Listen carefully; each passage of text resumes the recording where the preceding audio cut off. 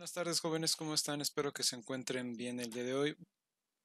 Vamos a trabajar hoy con la demostración del teorema de cambio de variable. Es una demostración eh, algo pesada, no por no decir que es pesada. Este, Vamos a ver no una demostración general, vamos a ver una demostración para para funciones de R2 en R, ¿sí? O sea, para integrales dobles. Esta demostración se puede hacer de diferentes formas, así que pues vamos a empezar a trabajar con esto. ¿Sí?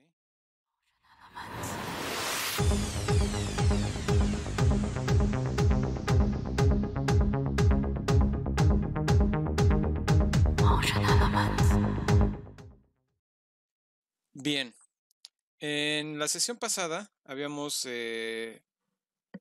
introducido esta parte del concepto del teorema de cambio de variable. Hicimos un ejemplo, ¿sí? O sea, desarrollamos lo que es en esencia un cambio de variable para lo que son las coordenadas polares, pero lo que ocurrió aquí también es que no hicimos uso de algo que regularmente se define, ¿sí? Dentro del cambio de variable, que es la derivada, ¿sí? La derivada de la función. Aquí se toma la derivada de otra función, que es una transformación, ¿sí? ¿Por qué? Porque de alguna manera la esencia del teorema del cambio de variable, pues vamos a darlo, ¿sí? Es si tenemos una integral en un conjunto de, dada una función, claro, con respecto a x, y, ¿sí? Ahorita me voy a concentrar en integrales dobles, así que voy a trabajar esta parte en esencia. Todo con respecto de y, con respecto de x, ¿sí? Si queremos calcular una integral de este estilo, pues en algún momento puede ocurrir que no se pueda hacer. Entonces, ¿a qué tenemos que recurrir? Pues lógicamente, si estamos teniendo una función que está definida en el conjunto D, que está contenida en R2, ¿sí? A R, pues en primer lugar, para poder hacer el cambio de variable, pues nos tenemos que concentrar en los términos que están dentro del conjunto D. ¿Sí? O sea, si tenemos que cambiar las variables para poder definir otra forma de la función, entonces tenemos que redefinir al conjunto D. ¿Cómo le hacemos para redefinir al conjunto D? Bueno, una de las cuestiones que se manejan, ¿sí? Por ejemplo, si tenemos al conjunto D, si tenemos que redefinir al conjunto D, supongamos que tenemos al conjunto D de este lado, ¿sí? Es esta cosa roja, ¿no? Este es el conjunto D. Y es donde está definido f de x, y. ¿Qué tipo de conjunto necesitamos ahora para definir o redefinir las variables? Bueno, lo que vamos a requerir aquí, pues es tan simple y llano como otro conjunto del mismo tipo, ¿sí? Como otro conjunto del mismo tipo, pues así de simple. Vamos a necesitar otro conjunto de otro conjunto de que puede en apariencia parecerse al mismo, ¿sí? Pero si recuerdan la transformación que hicimos en la clase pasada, era de un conjunto a otro usando cilíndricas, perdón, usando coordenadas polares. En este caso vamos a llamar de prima, ¿sí? A este conjunto. Entonces, este conjunto lo vamos a definir con una partición más, ¿cómo se le puede llamar? Más sencilla, ¿sí? Déjenme ponerlo así. Esta partición más sencilla lo que va a requerir es lo siguiente. Déjenme ponerla en azul, la partición.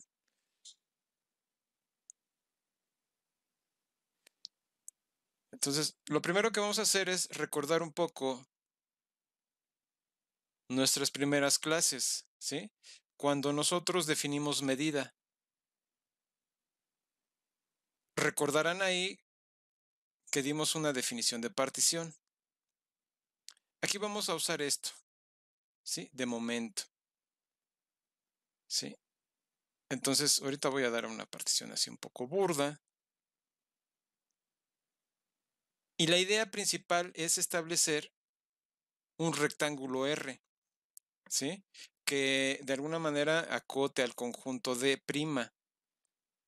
Y por ustedes pensarán, bueno, a ver. ¿Cómo que tiene que acotar al conjunto de prima? ¿Y qué pasa con el conjunto de?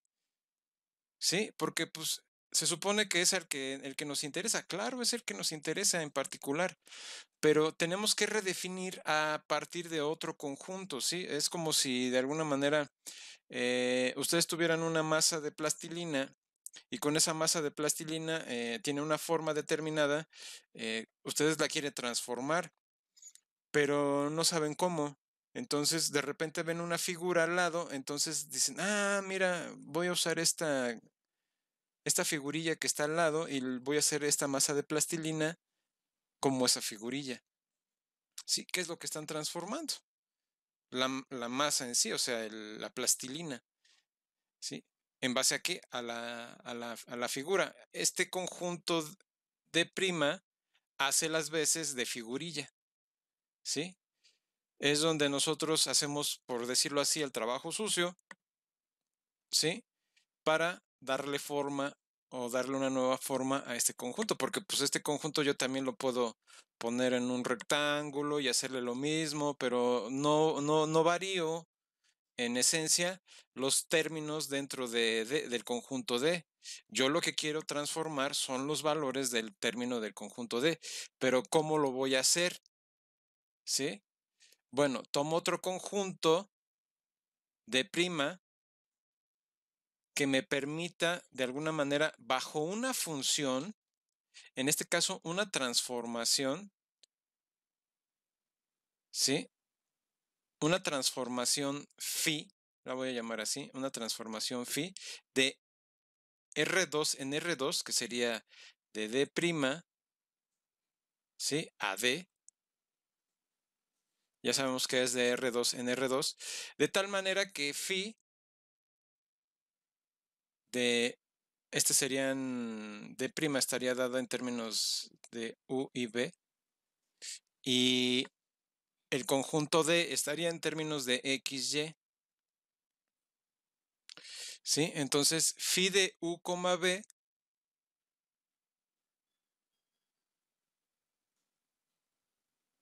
estaría definida en términos de X, Y.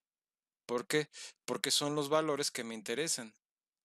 X de U, B y Y de U, B. ¿Sí? O sea, ¿cómo? Pues déjenme subir esto un poco más. Es decir, voy a tomar a phi de U, B y esto va a ser equivalente a X de U, B y a Y de U, B. ¿Sí? Entonces, si se dan cuenta, bajo la función phi, en este caso, o transformación, necesitamos que cumpla qué características.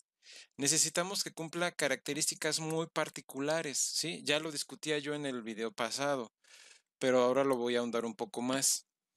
Necesitamos que esta función, en primer lugar, sea de clase C1. En algunos textos piden que sea de clase C infinito, otros que sea de clase Cn, o sea R, ¿sí? O sea que tenga una clase más alta. Eso para los casos en donde el orden de la integral se va a usar, ¿sí? O sea, el orden, no orden uno, sino orden 2, 3, etcétera, ¿no? Superiores al C1.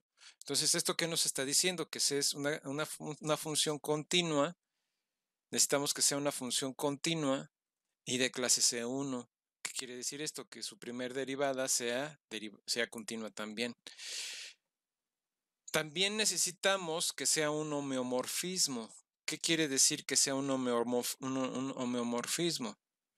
¿Alguien sabe por ahí qué es un homeomorfismo, jóvenes? Es que sea continua, ¿sí? Y que sea biyectiva al mismo tiempo, ¿sí? Y también que su función inversa también sea biyectiva y también sea continua, ¿sí? Eso es que sea un homeomorfismo. En esencia, entonces, lo que estamos pidiendo es que la función sea biunívoca, ¿sí? También debe ser biunívoca, o biyectiva, continua, continua, ¿sí? Y ya con estas condiciones, ¿qué podríamos esperar de esto? Bueno, pues en esencia, bajo estas circunstancias, ya cuando nosotros definimos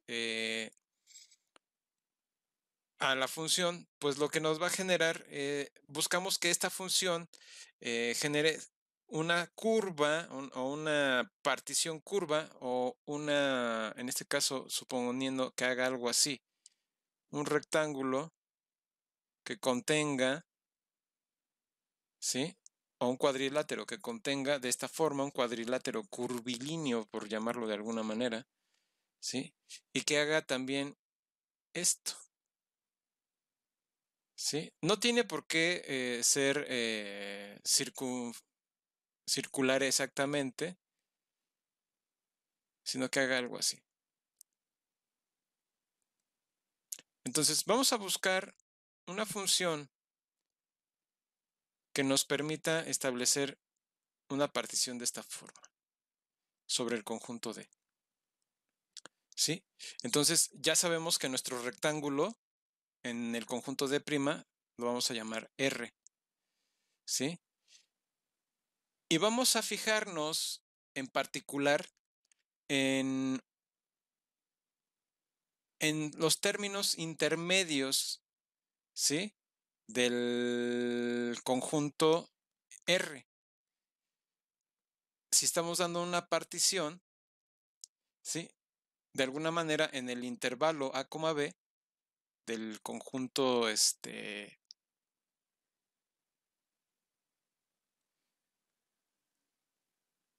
lo voy a poner así, A, B, aquí ya encima es sobre U. Sobre el conjunto A, B vamos a buscar, pues lógicamente, lo siguiente, que en A se dé lo siguiente, que tenemos U1, ¿sí? Menor que U2 y U2, pues lógicamente menor que U3 y así sucesivamente, ¿no? Y hasta UN. Y UN va a ser igual a B. Por otro lado, vamos a tener a C y a D. O sea, tenemos CD. ¿Sí? Y dentro de CD vamos a tener C igual a B1 menor a B2 y así sucesivamente hasta BM.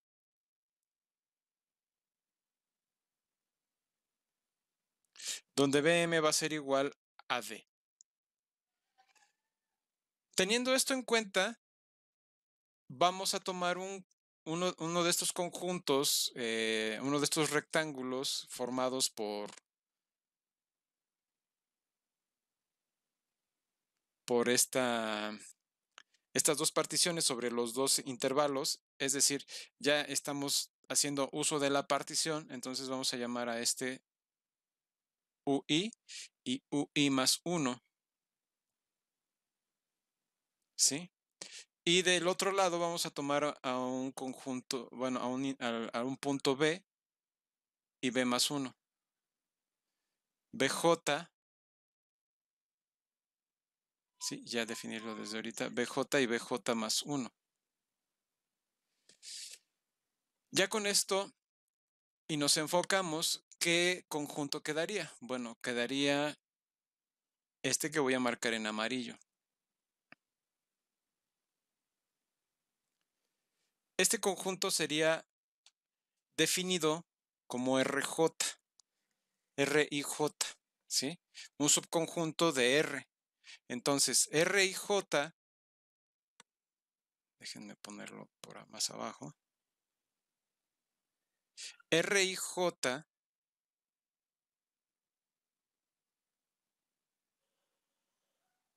RIJ sería definido, ¿sí? Como el conjunto dado por el producto cruz de los intervalos dados por UI y UI más 1, ¿sí? Y BJ y BJ más 1. Ese sería nuestro conjunto RJ, ¿sí? Entonces ya con esto estamos definiendo también los términos de la partición, ¿sí? Estamos definiendo una partición para el conjunto D. Entonces la unión, o más bien la partición definida para el conjunto D' va a ser la familia de conjuntos o de subconjuntos de R, ¿sí? Que será R y J, ¿sí? Esa sería la partición para D. Y a partir de ahí, bajo phi, se va a crear otra, otra partición, ¿sí? Esta partición ahora nos vamos a enfocar en ella, ¿sí? Y vamos a definir de la siguiente forma los puntos que vamos a delimitar. A ver, déjenme ubicarme. ¿Sí? ¿Hasta aquí todo bien? Creo que no hay mayor dificultad hasta ahorita, ¿no? Eh, algo que tenemos que observar a esta retícula en R, ¿sí? Voy a definirla en el otro caso como el conjunto S, ¿sí? O sea, S sería esto de aquí. Y de alguna manera también necesito definir los puntos sobre los cuales vamos a tomar déjenme ver qué más me falta de esto. Bueno, nada más me falta definir algo más. Los incrementos, ¿sí? Porque ya hasta ahorita ya he definido más o menos algunas cosas, pero los incrementos también son importantes. Entonces, ¿los incrementos de quién? Estos intervalos, los valores de estos intervalos, ¿sí? Esto de aquí. ¿Cuánto vale esto? Pues tomándolo así como lo hemos estado afirmando en otras condiciones, UI más 1 menos UI.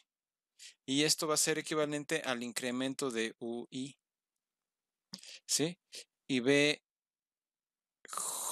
más 1 menos BJ igual al incremento. O sea, esto es lo que estamos definiendo nada más. No estamos haciendo otra cosa. BJ. Sí, ahí desaparece N. Déjenme corregir eso. BJ, ¿sí? Entonces, ya con esto tenemos definidos y vamos a pedir, bueno, eso sobra por demás, pero vamos a pedir que sean, podríamos pedir que fueran términos o más bien segmentos con la misma distancia, ¿sí? Pero bueno, eso ya ahorita viéndolo bien, pues está por demás, porque la verdad no lo uso en el resto del argumento. Em, ¿Qué otra cosa debemos de notar por aquí? Bueno, vamos a tomar, eso ya es definiendo al conjunto R y J y ya dimos la partición. Ahora vamos a ver, déjenme hacerlo para acá, ¿sí? Para trabajar ahora con el conjunto S. Vamos a hacer exactamente lo mismo, pero con el conjunto S, ¿sí? Entonces, voy a hacer un pequeño zoom y dada la partición del conjunto S, o más bien del conjunto D', o más bien del conjunto R, con respecto al conjunto D', ¿sí?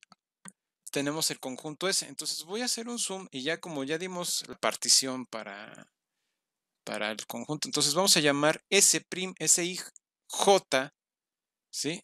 A lo que sigue, porque de alguna manera me enfocaría yo en un cuadrilátero, suponiendo que sea ¿no? Ese cuadrilátero, que sería algo así.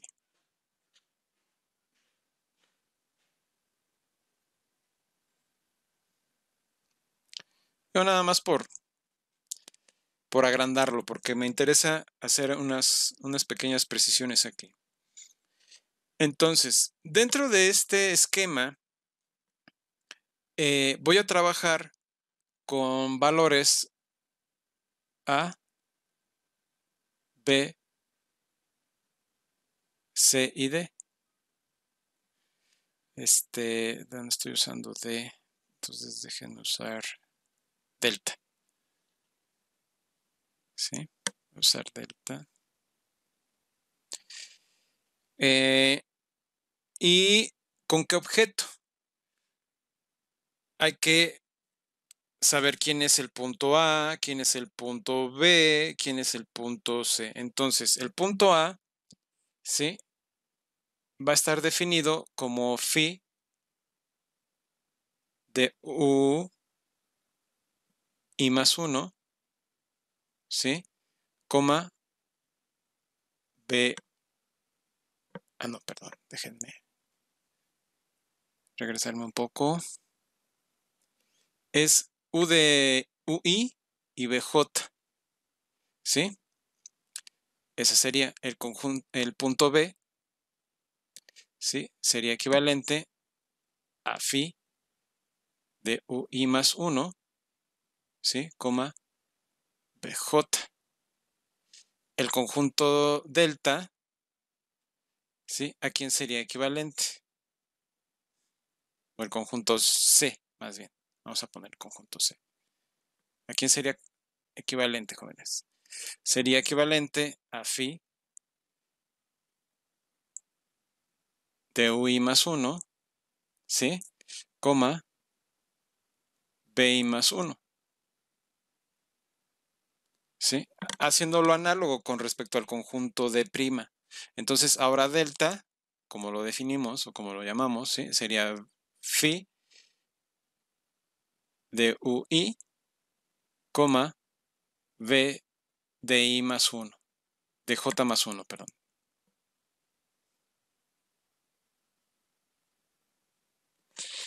¿Sí?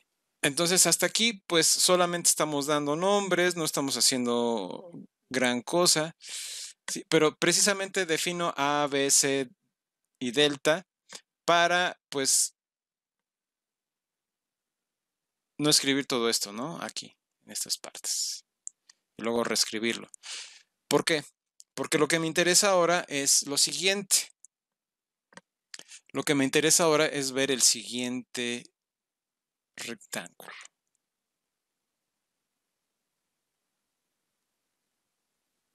Voy a unir con vectores, sí, con vectores, sí. Y esto lo que lo que me va a garantizar es ¿qué cosa?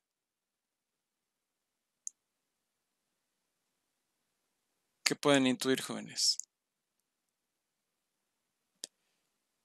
Que se va a formar un paralelogramo, ¿sí? También ese objetivo debe de jugar el conjunto, la función phi, ¿sí?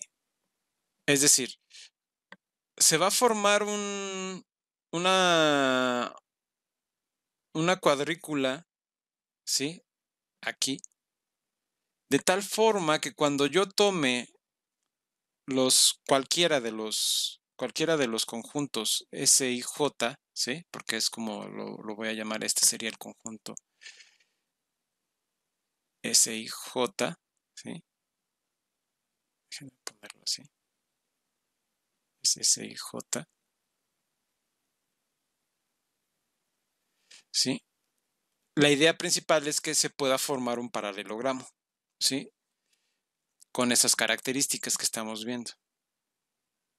Lógicamente, pues a lo mejor aquí no me queda un paralelogramo, pero la idea es que quede.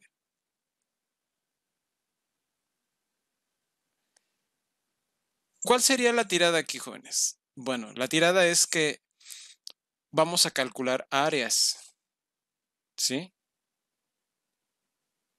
Y lógicamente estoy pensando en una partición para conjuntos para conjuntos S y J o para conjuntos R y J muy pequeños, ¿sí? De tal manera que este cuadrado o este paralelogramo lo voy a definir como P de IJ, ¿sí? Entonces, el área de S y J es semejante, ¿sí? Al área de P y J, pensando que son áreas muy pequeñas, ¿no?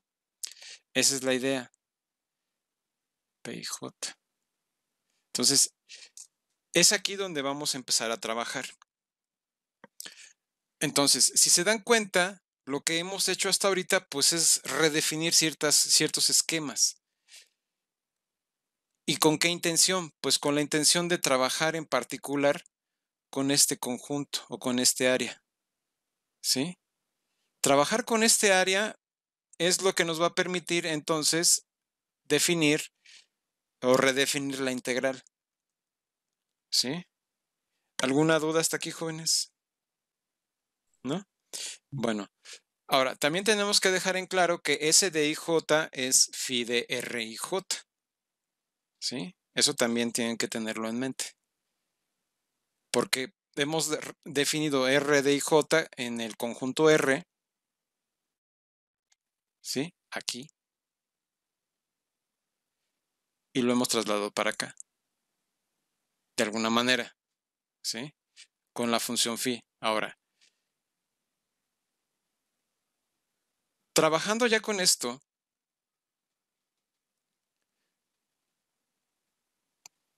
¿cómo vamos a mover entonces el área del conjunto P y J? Porque de alguna manera era a lo que quería llegar en primera instancia, llegar a poder definir esto, ¿sí? Entonces, ese área, dado como es un paralelogramo, o sea, el supuesto es que sea un paralelogramo, ¿sí? Entonces, podemos usar lo siguiente. A de P y J va a ser equivalente a ¿quién? Va a ser equivalente a la norma de B menos A, ¿sí? B menos A, o sea, el punto B menos el punto A, ¿sí? Por delta menos A también. Entonces, esto lo estamos tomando como vectores por el seno de teta, ¿sí? Entonces, ¿qué estamos afirmando? Bueno, estamos afirmando dos vectores con este color. Tenemos este vector aquí y este otro vector acá, ¿sí? Tenemos nuestros vectores, entonces el vector definido por b menos a es este de aquí y delta menos a sería este de acá. Esos serían nuestros vectores, ¿sí? Y el teta sería el ángulo entre estos dos vectores. Digo, aquí parece que es como si fuera de 90 grados, pero no necesariamente, ¿sí? Entonces, teta es el ángulo entre estos dos vectores. ¿Y qué más podemos explotar de aquí, jóvenes? ¿Qué más podemos explotar? Bueno, tomando estos dos vectores, ¿sí? Y redefiniéndolos, es decir, tomando b menos a y lo redefino como b', pequeña, ¿sí? Y delta menos a, ¿sí? Lo redefinimos y le ponemos de gorro. El producto vectorial entre b y d, ¿qué nos va a dar? ¿Ustedes recuerdan clases de álgebra lineal? Incluso de álgebra superior. ¿Cuál es el producto vectorial de estos jóvenes? ¿Sí lo recuerdan? Bueno, el producto vectorial de estos dos bichos es equivalente a 0, 0, ¿sí? Y lo voy a poner con estos valores. XD o XB por, ahorita les aclaro quiénes son estos bichos, por YD menos YB, ¿sí? Y XD.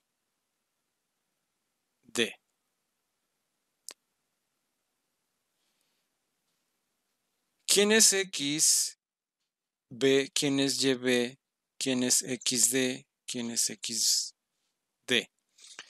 Bueno, vamos a definirlos. Pero de entrada, lo que quiero que noten, ¿sí? Es lo siguiente. Déjenme subir esto. Voy a ponerme para acá ahora sí. Nada más recuerden esto de aquí. Tener B, el producto vectorial. Tener el producto vectorial de B cruz D. Y al notar su norma, ¿esto a qué sería equivalente? Pues sería equivalente al valor absoluto de XB por YD menos XD por YB. ¿Sí? Es importante entonces esta parte. Ahora, por otro lado, ya dada la equivalencia anterior de quién era el área, ¿sí? De alguna manera, déjenme recordarles, porque esa es la asociación que quiero que vean, ¿sí? El producto vectorial, no lo había yo puesto, pero el producto vectorial de B cruz D,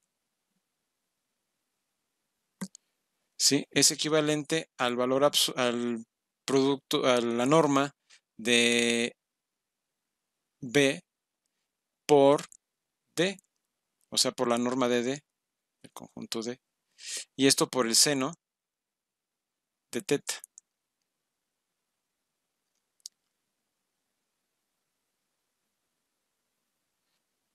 Por el seno de teta. ¿Sí? Entonces, ya con esto y viendo quién es el área, ¿sí? de este conjunto, el área de este conjunto, definida así, entonces ahora cobra más sentido esto, ¿sí? ¿Cómo lo definimos acá arriba? En esta parte, ¿sí? El producto vectorial de dos vectores, ¿sí? Entonces, lo único que estamos haciendo es tomar todo esto, juntarlo, ¿sí? Y ahora sí expresarlo de tal forma que el área de P y J, ¿sí?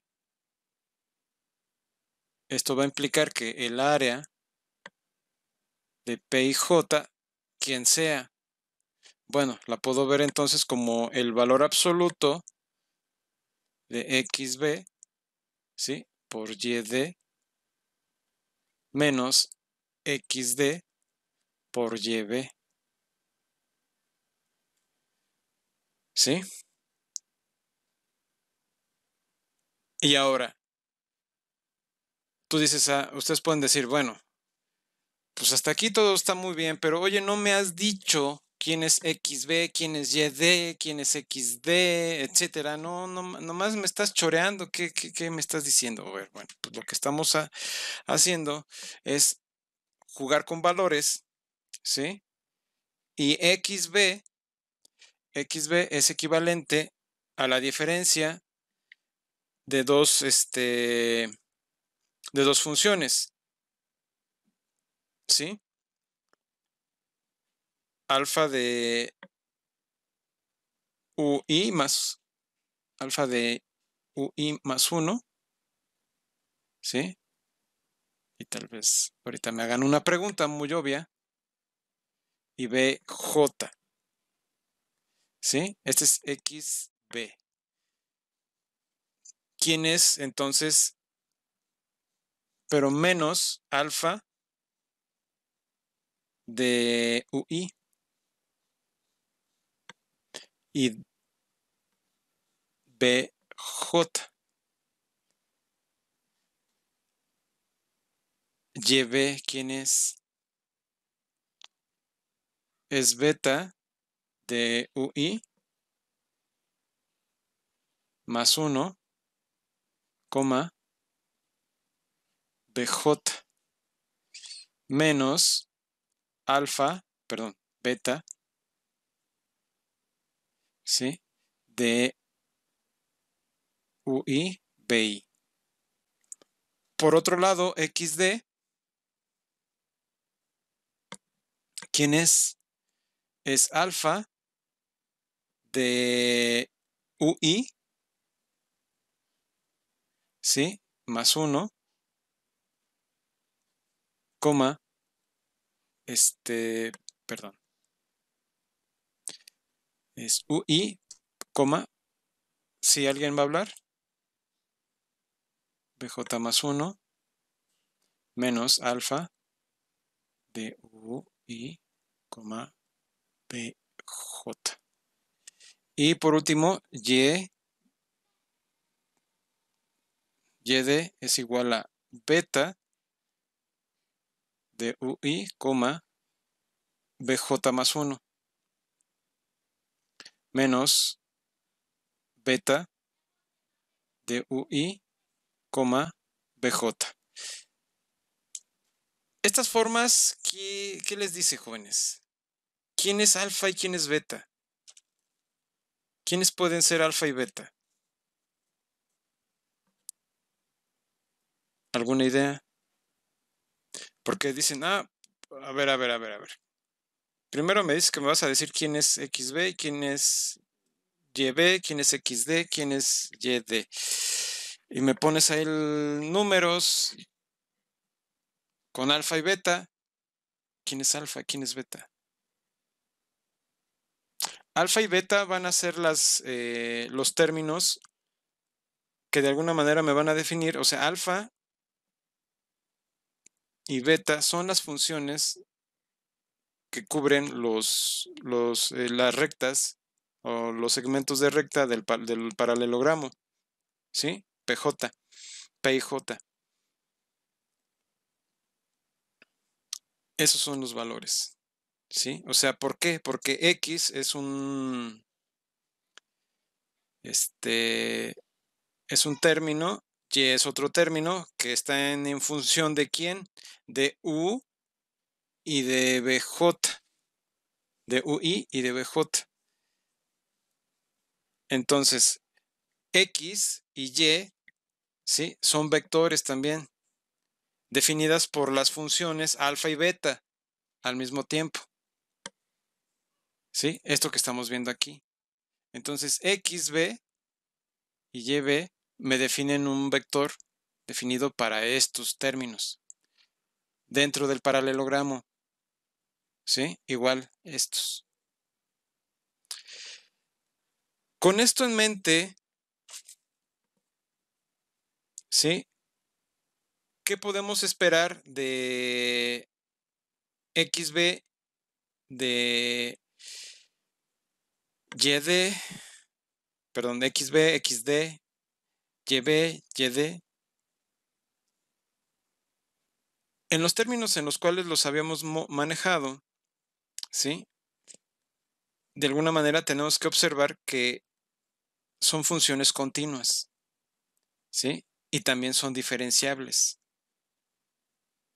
Entonces, al ser funciones continuas y diferenciables, tienen derivadas parciales, ¿sí? Entonces, esta es otra parte que me interesa, las derivadas parciales, ¿sí? Entonces, ¿qué se va a implicar de aquí? Las parciales del conjunto o la derivada, por llamarlo de alguna manera, la derivada parcial de XD, ¿sí? ¿Quién sería? Sería la parcial de A o la parcial de alfa, ¿sí? Movida por un xi i por bj, ¿sí? Porque es sobre u quien estamos derivando, ¿sí? Ese sería, perdón, xb, no xd, sería xb. Xd, ¿quién sería? Sería la parcial de beta, ¿sí? O la parcial de alfa. ¿De quién? De ui, ¿sí? Por eta, j, con respecto de b. Y por otro lado también estaría involucrado aquí el incremento de ui. Y aquí el incremento de bj. Pero ¿por qué se da esto, jóvenes? ¿Por qué se dan estas derivadas parciales? Porque de alguna manera estamos trabajando con funciones continuas, ¿sí? Y entonces, al trabajar con funciones continuas, podemos usar el teorema del valor medio, ¿sí? Para derivadas parciales. En este caso, este teorema del valor medio me dice que, bueno, si tengo dos puntos, ¿sí? Tengo la derivada parcial. ¿Quién es el incremento de ui? Es ui más 1 menos u, ¿sí? Lo mismo para este. Y entonces me faltan las derivadas parciales de quién, o los complementos para este caso. Ya hicimos en XB, ya hicimos XD. Entonces ahora me falta YB y YD. ¿Sí? Me faltan estas equivalencias. ¿Y qué se va a implicar de aquí? Bueno, entonces ahora, viéndolo así, YB sería con respecto a quién? Respecto a U, sería la parcial de alfa, y, perdón, la parcial de beta, ¿sí? De xi con respecto a bj, ¿sí? Por la parcial de b, perdón, de u. Y multiplicado por el incremento de ¿quién? Multiplicado por el incremento de UI, ¿sí? Y y de sería la parcial de beta con respecto a quién? Con respecto a eta, ¿sí? Por el incremento de BJ. Entonces ya con esto podemos ir vislumbrando qué es lo que está pasando, ¿sí? Ya tenemos las derivadas parciales de esto. ¿Hacia dónde nos estaríamos moviendo, jóvenes? Bueno, antes de continuar, nada más recuerden esto de aquí, ¿sí?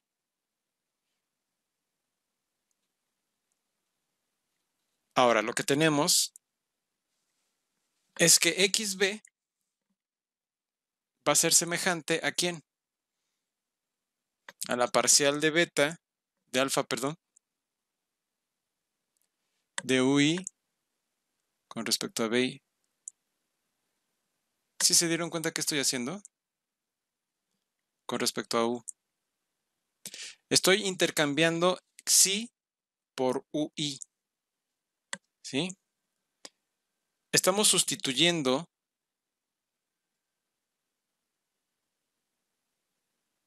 ¿sí? Por UI. Por eso es semejante. Si ustedes recuerdan, habíamos dicho, bueno, pues es que es equivalente, sí es equivalente esto. Pero si estamos sustituyendo este término, que es un término fijo, por cualquiera, ¿sí? Pues a lo más es semejante, no puede ser equivalente. ¿Sí? ¿Cuál es el propósito de esto? Bueno, pues vamos a ello. Entonces, por otro lado, tengo XD, ¿sí? Igual, por la parcial de alfa de UI con respecto a BI, ¿sí? Con respecto de B, por supuesto, ¿sí? Y también es semejante este asunto, no es que sea equivalente. XD es semejante, YB es semejante también a la parcial de beta con respecto a UI, ¿sí?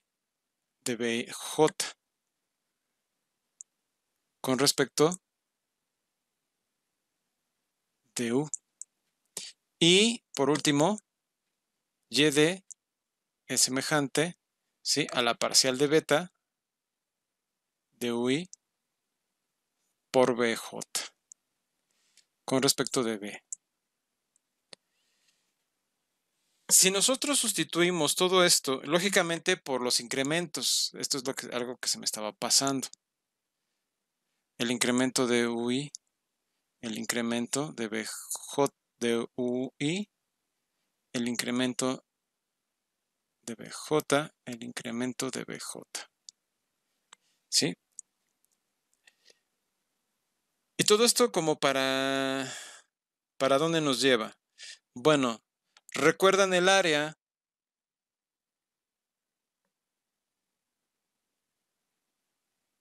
del conjunto P y J?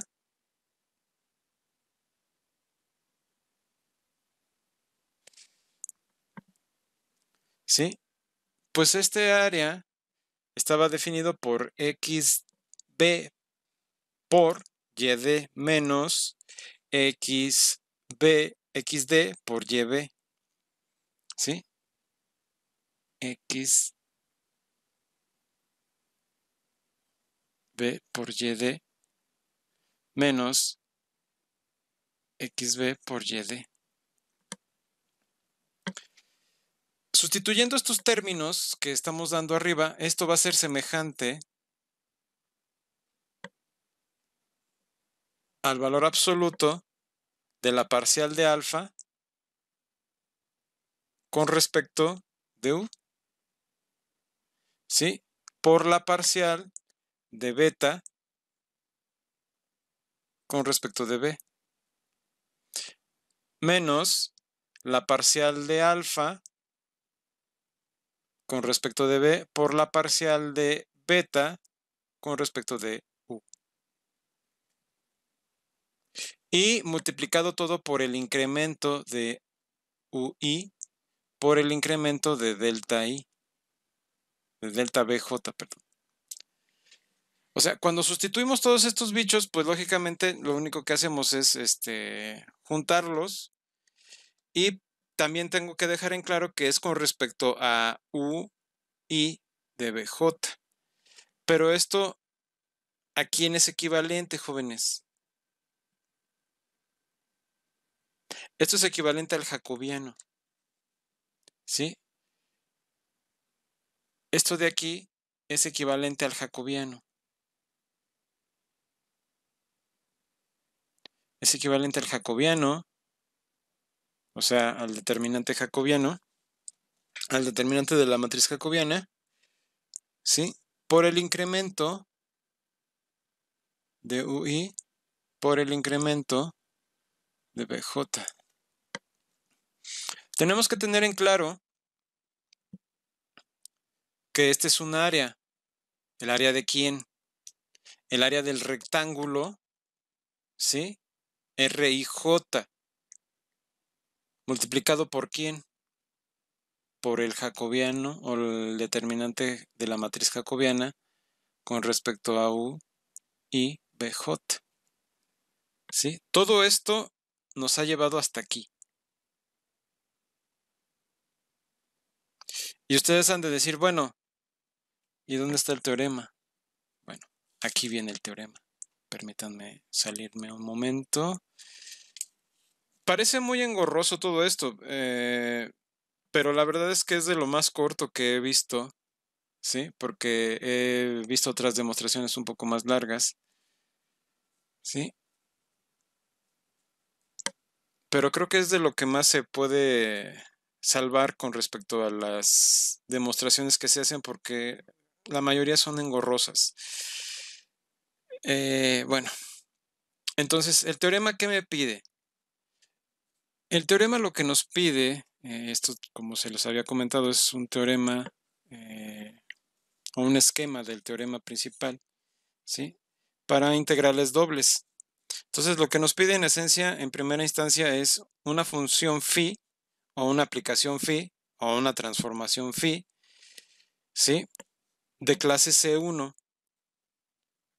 con las características que hemos descrito arriba, ¿sí? Tiene que ser una función, además, o una transformación que sea que sea un homeomorfismo, ¿sí? Y que sea de clase, que sea de clase C1 y que sea continua, ¿sí? Tiene que ser una transformación continua también.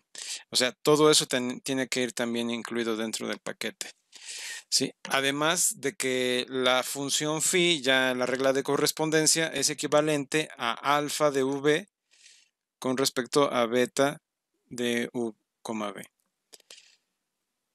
Y donde el jacobiano o la matriz jacobiana es no nula dentro del conjunto D, ¿sí? Entonces, la función que va la matriz jacobiana tiene que ser no nula dentro del conjunto D'. Entonces, la función f que va del conjunto D a R, ¿sí? Tiene que ser continua, ¿sí? E integrable dentro del conjunto D, que es medible. Entonces, la integral doble del conjunto D con respecto a f de x, y, con respecto de y de x, es equivalente a la integral con respecto al conjunto D' de f de phi de u, v multiplicado por el jacobiano de u, v, que es al final el jacobiano de phi. Y con respecto de u y respecto de v. ¿Cómo procedemos para este caso, jóvenes? Bueno, la prueba la vamos a poner de la siguiente forma. Nos vamos a enfocar en la suma de i que va desde 1, más bien desde j. Bueno, vamos a ponerlo desde j. Bueno, en este caso sí, de 1 que va hasta n. ¿Sí? Y la suma de j que va de 1 hasta m. O sea, vamos a tomar la suma de Riemann de f de xy de y.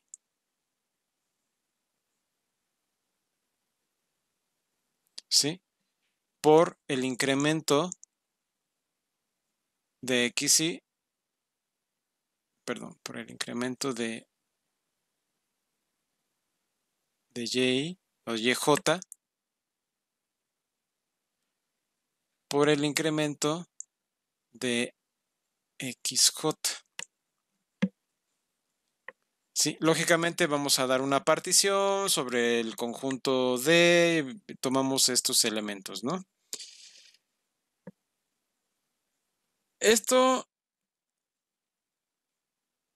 ¿a qué me remite, jóvenes? Pues lógicamente, si lo están observando, ¿sí? Esto va a ser equivalente a la suma, lógicamente, ahora lo voy a poner así de IJ, que va de 1 a m, perdón, ¿sí? De f de x,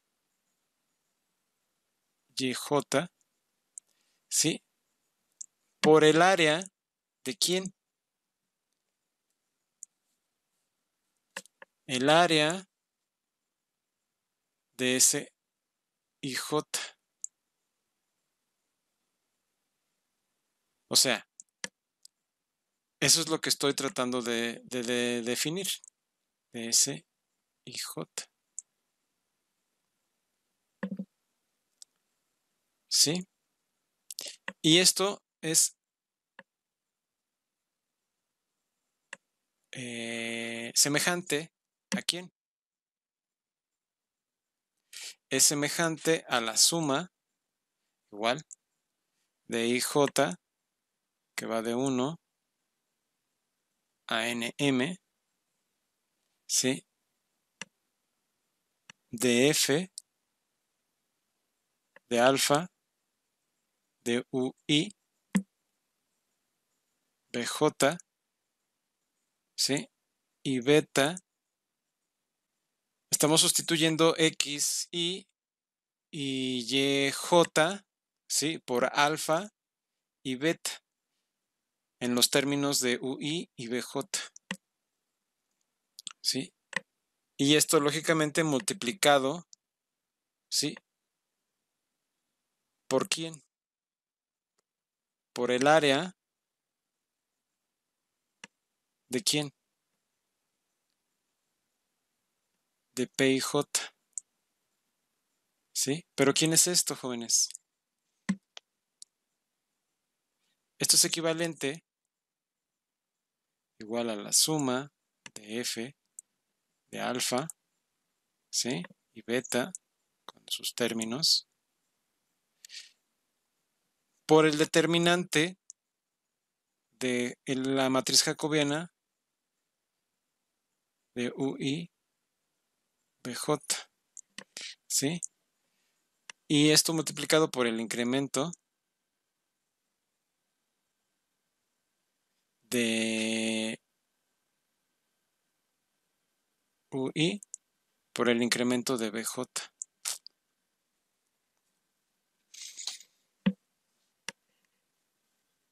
Entonces, si aplicamos o si mandamos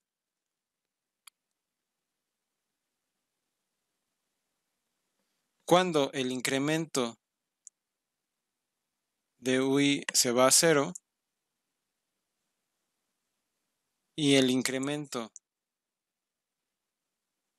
de BJ se va a 0, ¿qué estamos haciendo? Estamos aplicando el límite, ¿sí? Estamos aplicando el límite con el límite iterado, ¿sí? ¿De quién? De UI cuando esto se va a cero, ¿sí? Por el límite, ¿sí? Cuando el incremento de BJ se va a cero, ¿de quién?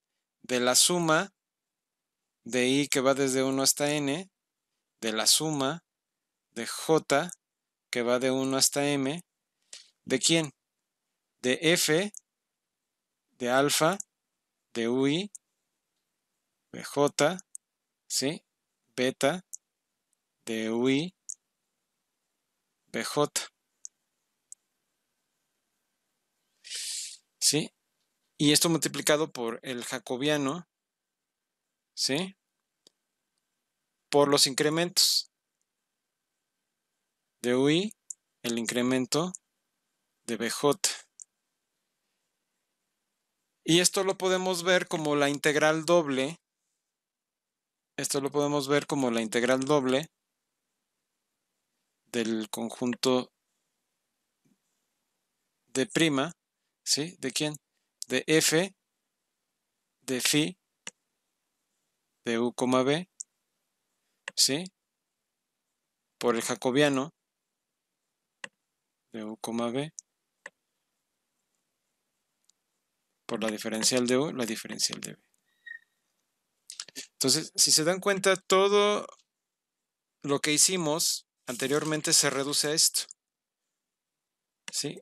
La demostración en sí del teorema, pues, implica todo lo anterior. ¿Alguna duda hasta aquí, jóvenes? Estas clases ya son sumamente talachudas, ¿eh? En las siguientes sesiones nos vamos a concentrar un poco más en ejemplos. Sí, porque no hemos visto muchos ejemplos. Hemos visto mucha teoría, muchísima teoría. Entonces, ya en la próxima sesión, o sea, mañana, me voy a concentrar en ejemplos. Entonces, vamos a ver ejemplos que tienen que ver con coordenadas polares, ¿sí? Y para el lunes vamos a trabajar con integrales triples, es decir, con el teorema de cambio de variable para integrales triples, pero ya no voy a hacer la demostración porque si se dan cuenta, la demostración para dos variables es engorrosa, imagínense para tres. ¿Sí? Entonces, la idea es que se entienda cuál es el objeto del cambio de variable. ¿Sí? Ahora, esto reviste una gran importancia. ¿Por qué? Déjenme irme más arriba. Porque cuando ya estemos trabajando con integrales de línea, pues nos vamos a enfocar en la frontera de conjuntos D. O sea, ¿qué les quiero decir? Vamos a tener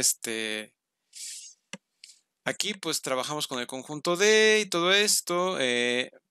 Cuando trabajemos con integrales de línea nos vamos a enfocar en, en las curvas.